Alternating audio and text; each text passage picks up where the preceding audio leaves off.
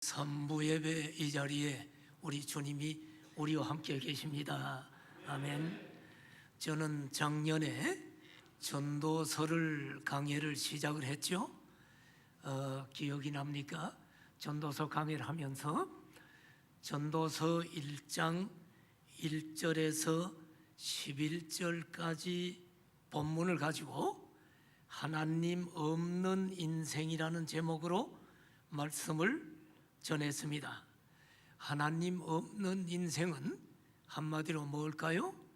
헛되고 헛된 인생이다 라고 말씀을 드렸습니다. 자, 이제 계속적으로 특별한 일이 없는 한 전도서를 이어서 강의하려고 합니다. 그런데 전도서는 오늘 이제 1장 12절부터인데 1장 12절부터 2장 마지막 26절까지는 같이 다루어야 될 부분이지만 분량이 많기 때문에 3주에 걸쳐서 나누어 전하려고 합니다. 3주간 전할 내용은 이 세상 사람들이 인생의 의미를 발견하고 행복을 얻기 위해서 추구하는 세 가지의 모습을 2장 마지막까지 보여주고 있습니다. 그러므로 오늘부터 시작해서 2장 마지막까지 본문을 세 단원으로 나눌 수가 있는데 여러분이 자막을 보면 첫 번째 부분은 전도서 1장, 여러분이 자막을 보시면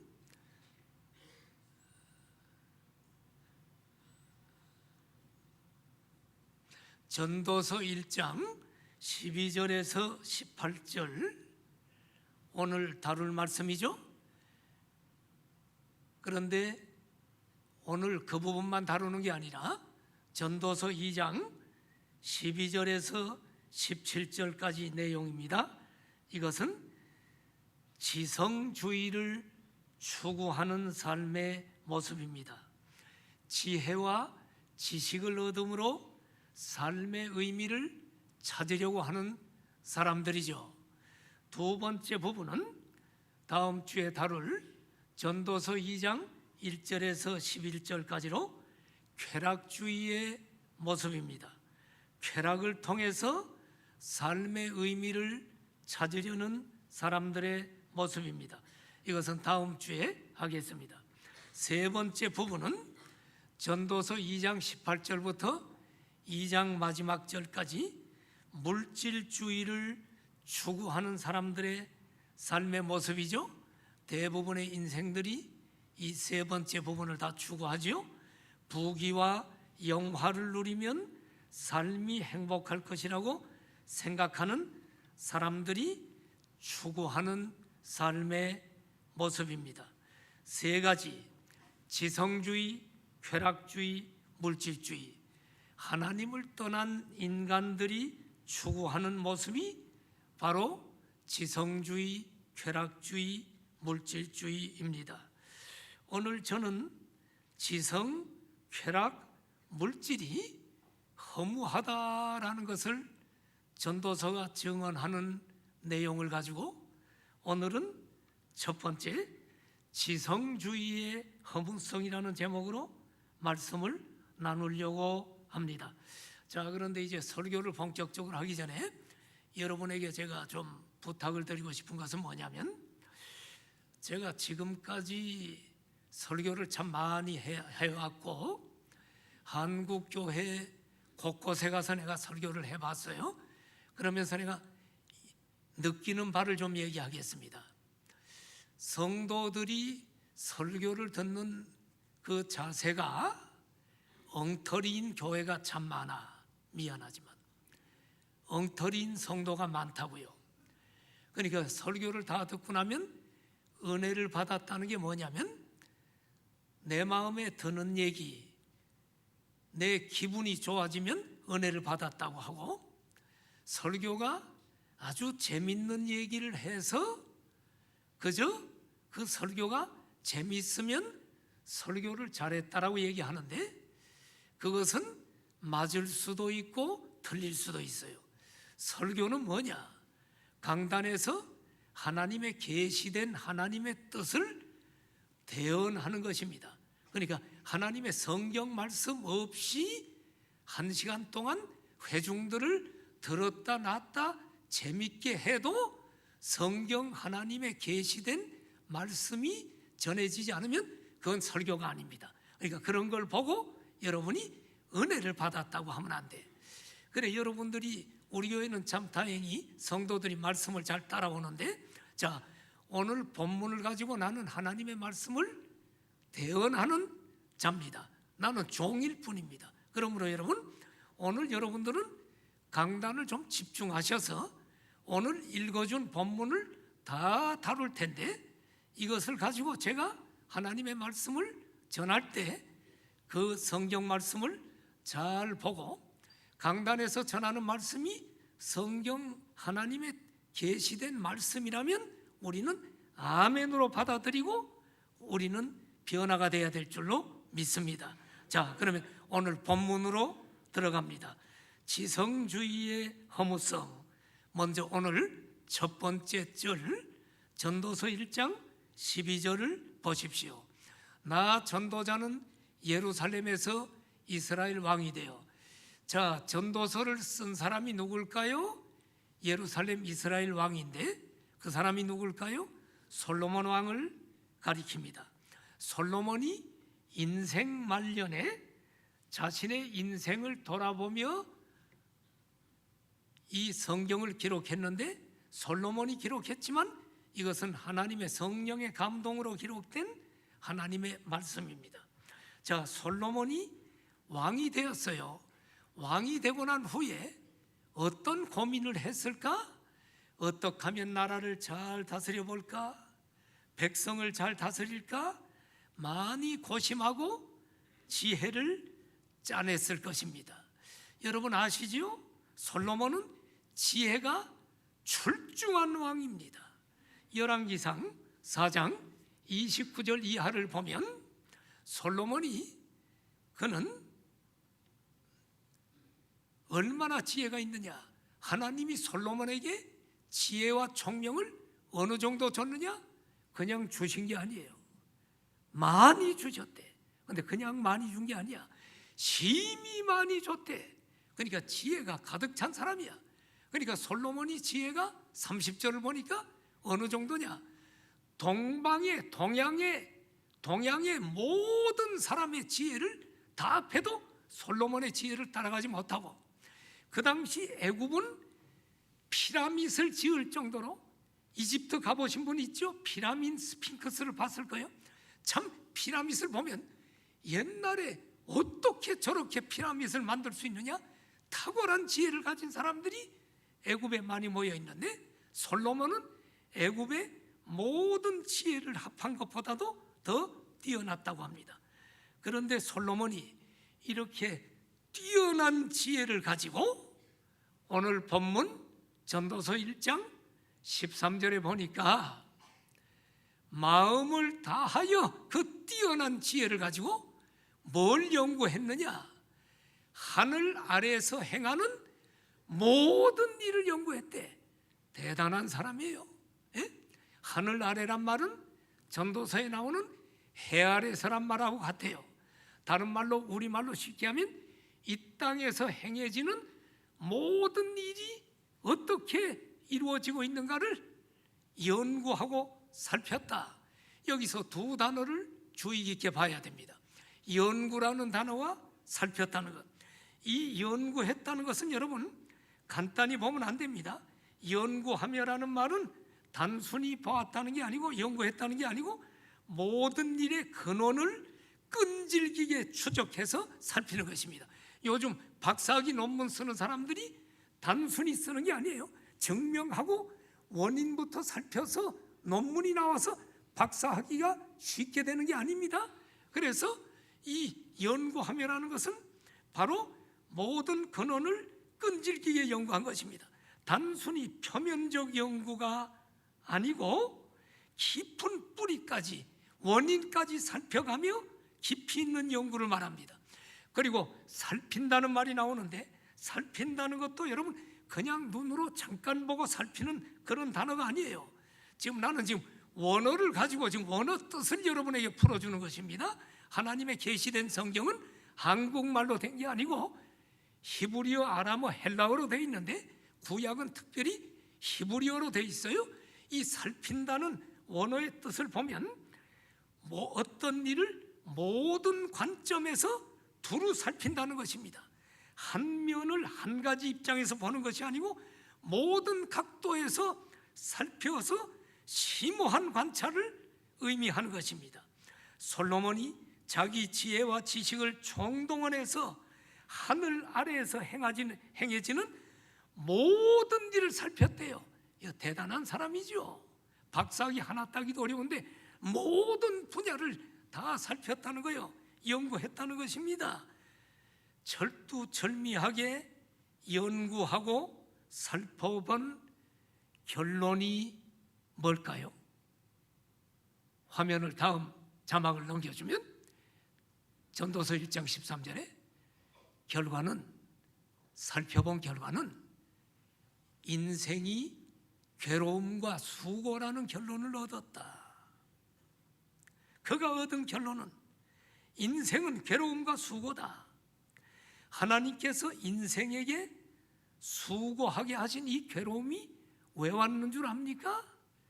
근본적으로 인간이 죄를 졌기 때문에 죄에 대한 형벌입니다. 자, 여러분, 여자들이 왜 임신하고 해산할 때 고통스러운 줄 알아요? 죄 때문인 거 성경이 얘기하죠. 인간이 죄 짓기 전에는 아기 낳는 게 힘든 게 아니에요.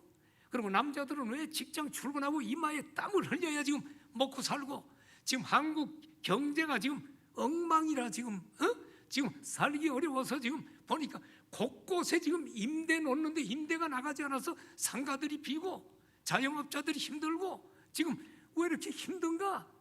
먹고 살기가 힘든가?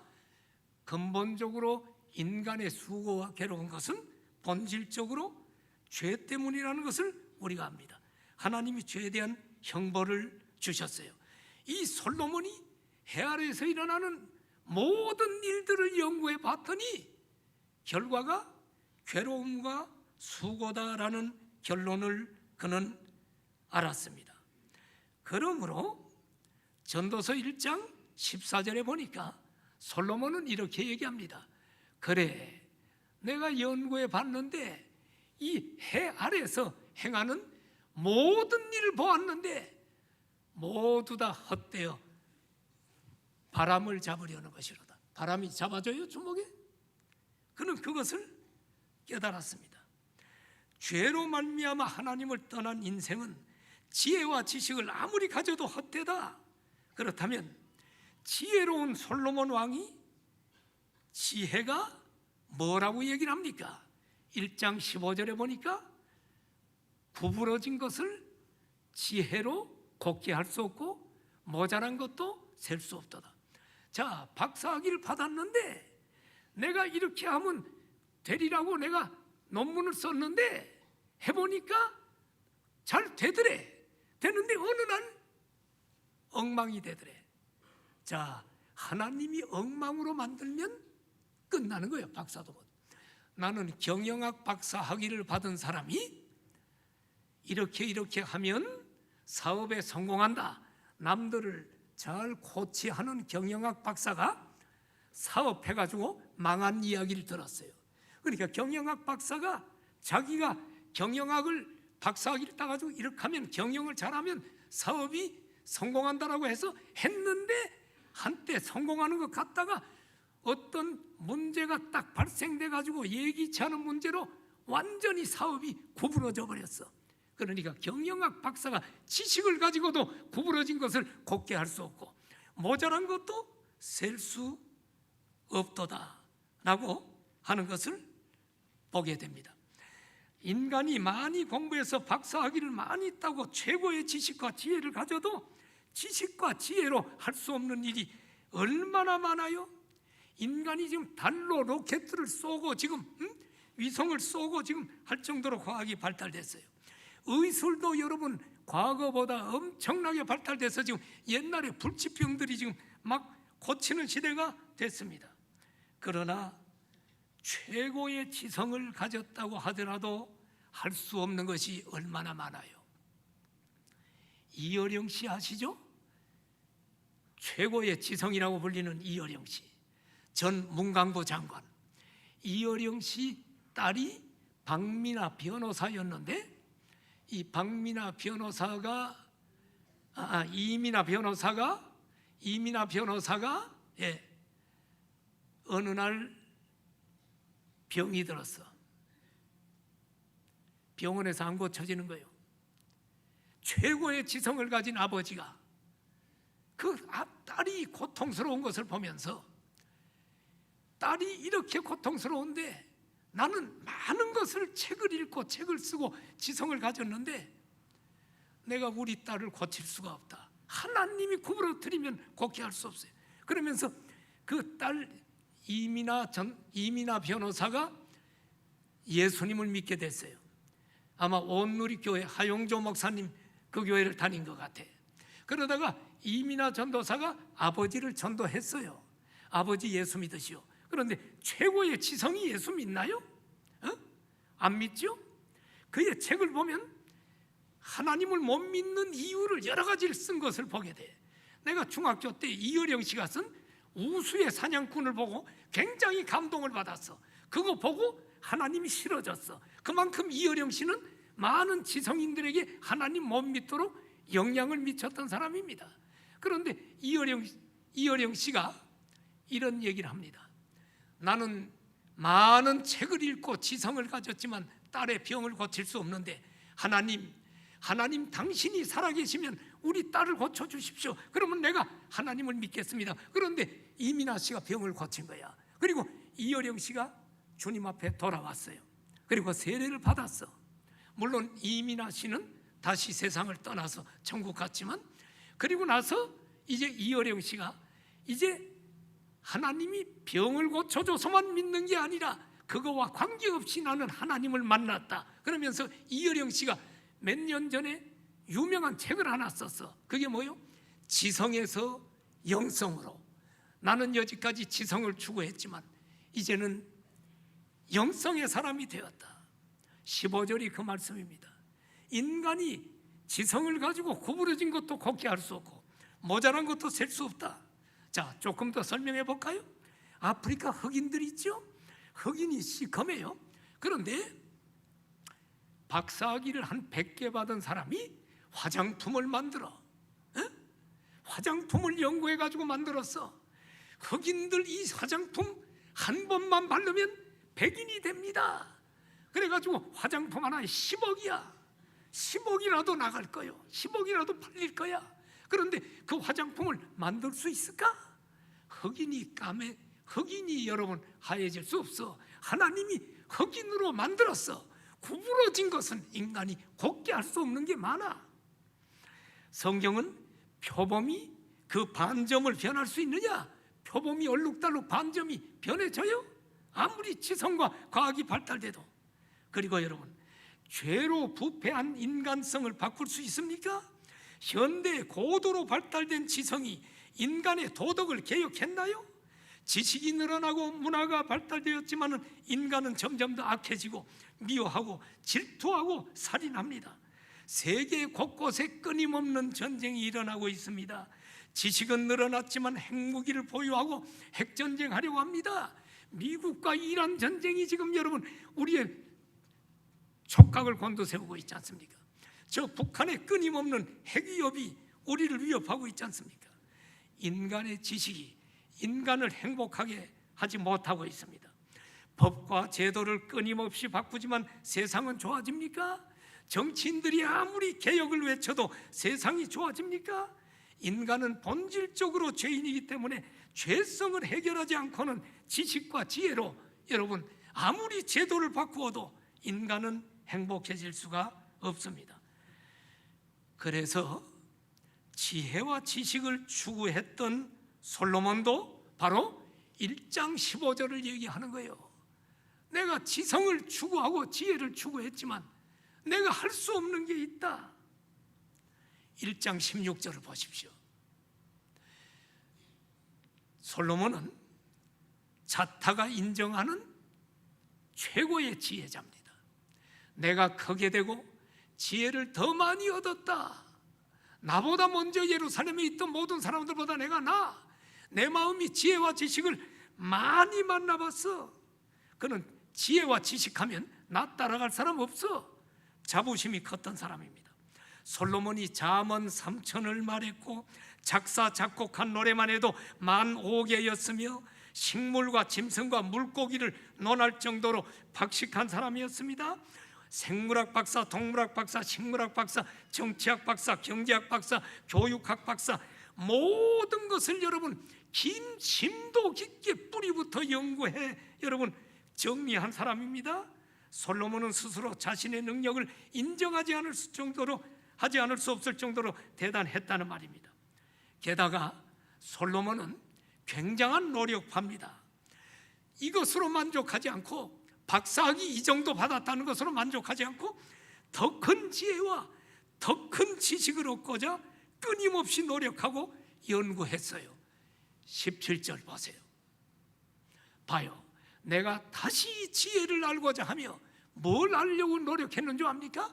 미친 것들과 미련한 것들을 알고자 했다. 왜 미치지? 미련한 사람은 왜 미련하지?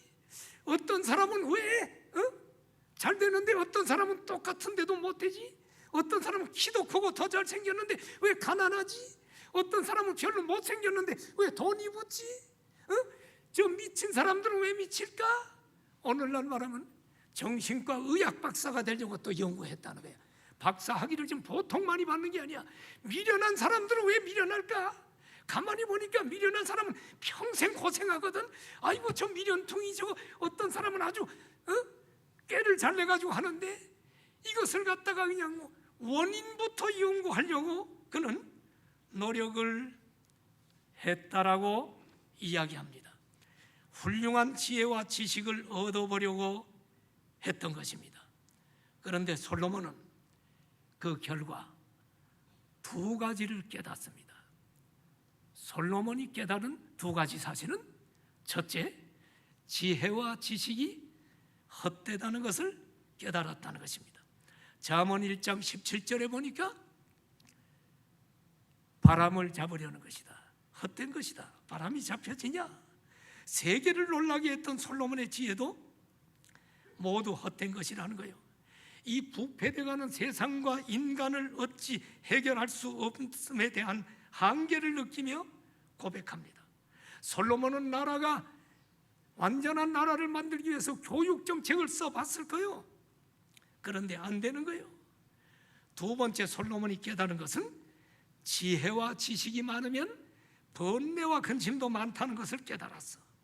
전도서 1장 18절 봐요. 지금 나는 전부 성경을 근거로 지금 강단에서 대언하는 것입니다. 그러니까 성경을 봐야 돼. 제 얘기 들으러 온 게 아닙니다. 지혜가 많으면 번뇌도 많다. 지식을 더하는 자는 근심을 더한다. 솔로몬은 자타가 공인하는 지혜의 왕이었는데 인생 말년에 와서 그의 지혜가 번뇌와 근심을 더하게 하는 것이라고 말씀합니다. 솔로몬이 이렇게 말하는 데는 이유가 있어요. 솔로몬이 지혜를 가지고 하나님께 영광을 돌린 일이 너무도 많은데 솔로몬은 인생 말년에 와서 그의 지혜는 부패한 곳에 활용되기 시작했어요. 이방 여자를 취하면서 우상을 들여오고 마음이 하나님을 떠났습니다. 그리고 백성들에게 무거운 세금을 징수하는데 그의 지혜를 활용했던 것을 알 수 있습니다. 잘못 쓰여진 지혜. 여러분, 인간의 지식과 지혜가 하나님과 함께하면 영광이 되지만 세상과 함께하면 죄악이 되고 번뇌가 되는 것을 깨달으시기를 바랍니다. 그러므로 여러분, 우리의 지혜가 주의 손에 붙들려 쓰임받기를 기도하기를 축복합니다. 자, 여러분, 1장을 지금 마쳤는데 이렇게 설교를 듣고 나면 이런 사람이 있을까요? 이런 사람이 있을 것 같아. 아, 목사님, 하나님 말씀 듣고 보니 지혜와 지식 다 쓸데없네요. 오늘부터 학교를 때려치겠습니다. 부모님, 학원 가는 돈 다 쓸데없으니까 학원도 때려치겠습니다. 할렐루야, 복음이다. 이러고 지금 입시 다 때려치라는 얘기입니까? 전도서를 끝까지 듣지 않으면 망하는 것입니다. 끝까지 들어야 돼. 전도서는 끝장까지 들어야 돼. 강해. 그러니까 전도서 끝장 듣기 전에 어디 멀리 이사 가서 교회 옮기거나 이런 거 하면 안 돼. 전도서를 끝까지 들어야 되는 건 제가 첫 시간에 얘기했죠. 전도서가 여러분 끝까지 듣지 않고 헛되다 이것만 들으면 불교와 똑같은 거예요. 인생이 헛되니 인생 무상이다. 나무아미타불 관세음보살 다다다다다다. 이 뭐가 달라 불교하고? 그 얘기가 아니라는 것을 알기 위해서 끝까지 들어야 돼. 결론을 알지 않으면 안 돼. 솔로몬은 지금 결론을 얘기하기 위해서 지금 헛되다는 이야기를 하는 거예요. 자, 여러분, 지식이 전혀 필요 없다는 얘기가 아니에요. 지혜가 필요 없다는 얘기 아니야. 그러나 하나님 없는 지식, 하나님 없는 지혜, 이것은 허망하다는 거예요. 옛날 로마에 작은 대학이 하나 있었습니다. 이 대학에 들어가는 정문 입구에는 대단히 인상 깊은 표 하나가 붙어 있었는데, 정문 입구에 붙어 있는 그 표를 대학을 드나드는 사람들이 다 보게 됩니다. 거기에는 이렇게 쓰여 있었습니다. 그리고 그 다음에는 점점점. 이 대학 설립자의 의도에 따라 정문에 설치된 글입니다. 사연은 이렇습니다. 아주 오래전에 이 대학 설립자가 젊었은 시절에, 공부를 하던 시절에 너무너무 가난해서 고학생이었는데, 그는 더 많은 지식을 얻기 위해 애를 썼지만 학비가 마련되지 않아서 전전긍긍하며 이 단체 저 단체, 이 사람 저 사람에게 동정을 하면서 공부할 수 있는 길을 계속 찾았습니다. 마침내 로마에 사는 어느 유명한 그리스도인 귀족 부인이 젊은이들의 미래에 큰 관심을 가지고 도와주고 있다는 정보를 알아냈습니다. 그래서 이 귀족 부인을 찾아갔습니다. 그리고 이 젊은이가 이렇게 얘기합니다. 저는 법률을 공부하기 원하는 뜻을 가졌다고 얘기합니다. 그리고 나는 이 법률 공부를 해서 이 사회에 기여하겠다는 뜻을 밝혔습니다. 나에게 장학금을 좀 도와달라고 요청했습니다. 그런데 이 부인은 이 청년의 이야기를 듣고 장학금을 주겠다고 얘기합니다. 드리지요. 이번 학기부터 장학금을 드릴 테니 열심히 공부하십시오. 얼마나 고마운 일입니까? 감격의 눈물을 흘리면서 정중히 인사를 하고 집을 떠나려고 문을 나서려고 하는 찰나에 부인이 이 청년을 다시 부릅니다. 청년, 잠깐만 나하고 조금 얘기하고 갑시다. 앉으십시오. 그 장학금을 가지고 가서 무엇부터 하실래요? 예, 먼저 이번 학기 등록금을 내겠습니다. 부인이 묻습니다. 그리고 그 다음에는요? 그 다음에는 열심히 공부해서 대학을 졸업하겠습니다. 그리고 그 다음에는요? 시험을 쳐서 제 꿈이었던 법률가가 되겠습니다. 그리고 그 다음에는요? 그 다음에는 저처럼 불우한 환경에서 공부하는 사람들을 도우며 그 밖에 불행한 사람들을 돕겠습니다. 그리고 그 다음에는요, 좀 더 돈이 모아지고 나이가 들면 많은 사람들을 돕기 위해서 본격적으로 사회사업을 시작할 것입니다. 그리고 부인처럼 저도 어려운 사람들 장학금을 많이 대줄 것입니다. 질문은 계속됩니다. 그리고 그 다음에는요? 예, 그리고 그 다음에는 늙겠죠 뭐. 그리고 그 다음에는요, 죽겠지요 뭐. 부인의 질문은 계속됩니다. 정년, 그리고 그 다음에는요, 죽은 후에 그 다음에 머리를 극적이면서 글쎄요 모르겠는데요, 부인은 호통을 칩니다. 청년, 그 다음도 모르면서 무슨 공부를 한단 말인가?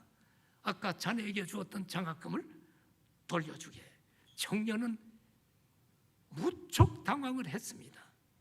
그리고 그 후로 이 청년의 마음속에는 떠나지 않는 질문이 있습니다. 그리고 그 다음에는 죽은 후에는 어떤 일이 일어날까? 그는 생각하다가 어느 날 예수 그리스도를 나의 구주로 영접합니다. 그리고 열심히 공부해서 대학을 설립하고 자기가 잊을 수 없는, 그리고 그 다음에는 이것을 대학 정문에다가 표처럼 붙여놨다는 이야기입니다. 사랑하시는 여러분, 인간의 진정한 지식과 지혜는 잠언 1장 7절을 보면 여호와를 경외하는 것이 지식의 근본이다. 하나님을 경외하는 것이 지식의 근본이라고 이야기합니다. 참된 지식은 하나님 안에서 비로소 의미를 갖기 시작합니다. 자, 여러분, 제가 아까 2장에도 지혜, 지식에 대한 허무성이 나와 있다 그랬죠? 자, 성경 구절 빨리 한번 짧게 보고 마치겠습니다. 자, 2장 12절에 보니까 지혜가 뭐요?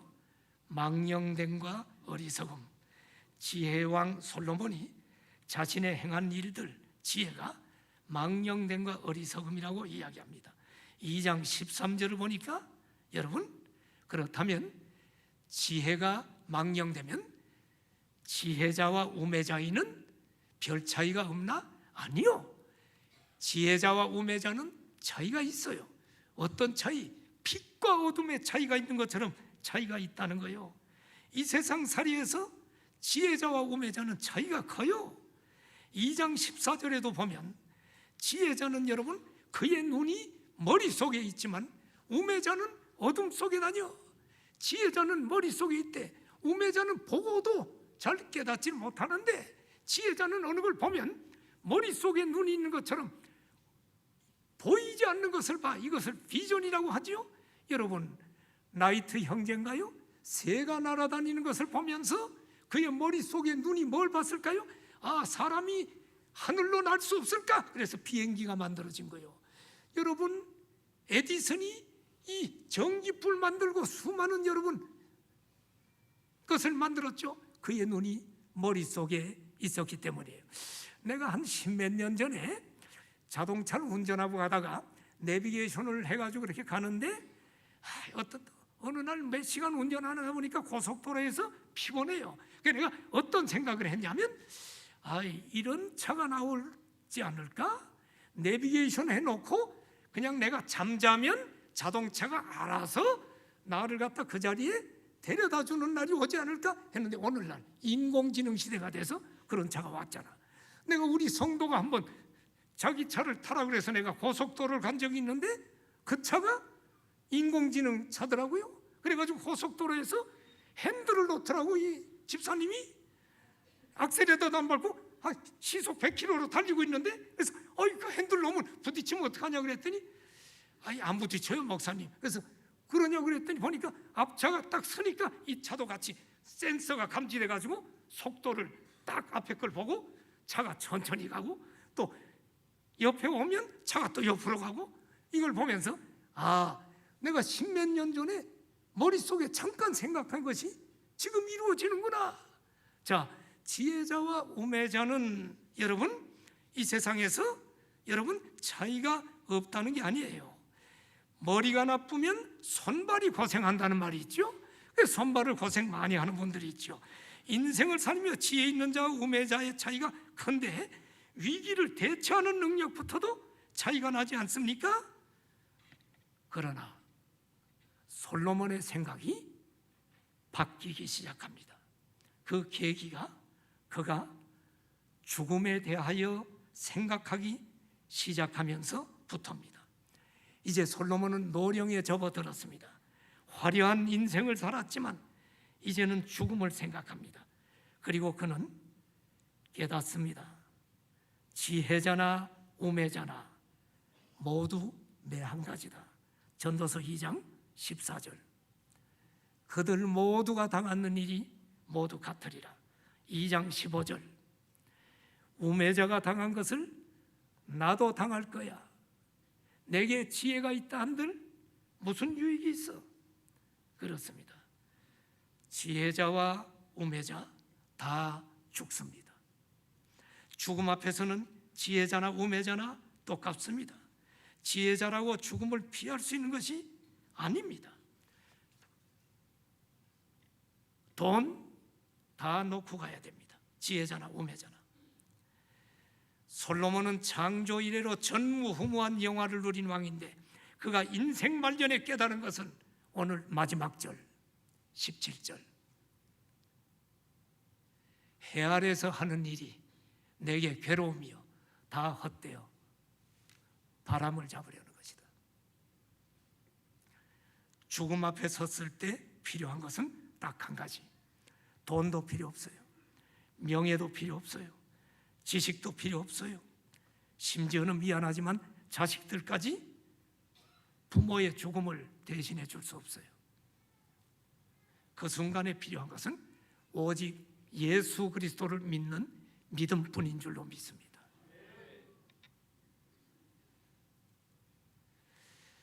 지금 솔로몬은 왜 이 말을 하는가? 이 땅에서의 삶, 해 아래서의 삶이 우리 인생의 전부가 아니라는 것을 생각하는 사람만이 인생을 의미 있게 살 수 있다는 것을 보여주기 위함입니다. 여기서 우리는 이 땅에서의 지성주의의 허무성을 다시 한번 깨닫습니다. 자, 이 얘기하고 마칠게요. 평준화에 대한 얘기입니다. 인간은 다 나중에 평준화가 됩니다. 40대는 지식의 평준화가 일어난다고 합니다. 학벌이 높든 많이 알든 모르든 좋은 학교 나왔건 안 나왔건 40대는 상관이 없습니다. 여러분 어릴 때 유초등부, 중고등부, 20대 이때 외우는 게 잘 돼요. 30대만 돼도 조금 어눌한데 40대 때는 외우는 공부를 하는 게 아니에요. 문맥을 이해하는 공부를 하는 거예요. 외우는 것은 40대부터 뇌세포가 이미 쇠퇴해지기 시작합니다. 그래서 옛날 거 다 잊어버려. 지식의 평준화. 50대는 미모의 평준화가 이루어집니다. 옛날에 예뻤던 안 예뻤던 미스 코리아 그 뱃살이나 미스 코리아 아닌 사람의 뱃살이나 그게 그거고 얼굴도 그게 그거고 60대가 되면 성의 평준화 옛날에 뭐 정력이 셌던 안 셌던 그게 그거라는 거예요. 70대가 되면 재산의 평준화 재산이 많아도 적어도 한 끼 먹는 게 뭐 그게 그거요. 이건희 회장님에게 물어봐요. 얼마나 비싼 음식 먹습니까? 80대는 죄송하지만 80대 계시면 이해하고 들으십시오. 생사의 평준화 죽은 사람이든 산 사람이든 뭐 그게 그거라는 거예요. 미안하지만 기도합시다. 1분간만 하나님